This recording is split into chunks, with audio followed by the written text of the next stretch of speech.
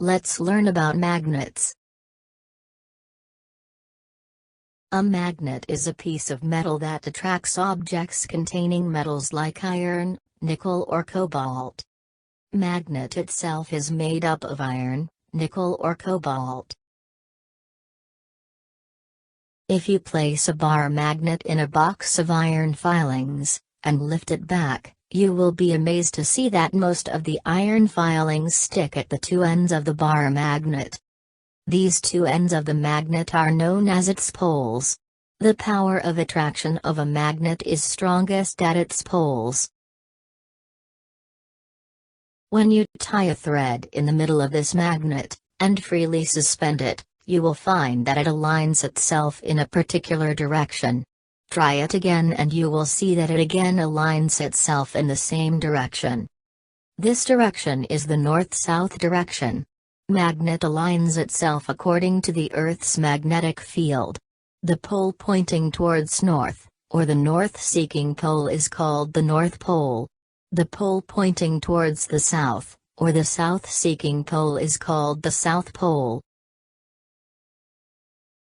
Properties of a magnet. A magnet attracts objects containing metals like iron, nickel or cobalt towards itself. It always aligns itself in north-south direction. Poles of a magnet always exist in pairs. Like poles of a magnet repel while unlike poles attract each other.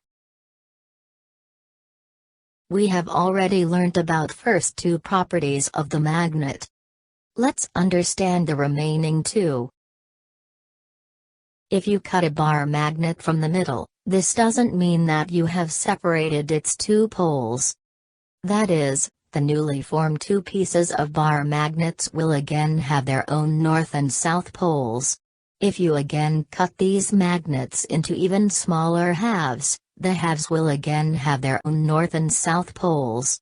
Thus, we conclude that the poles of a magnet always exist in pairs. When you bring the north poles of two different bar magnets close to each other, you will feel a force of repulsion between the two ends. Similar force of repulsion is experienced when the south poles of the two magnets are brought close to each other.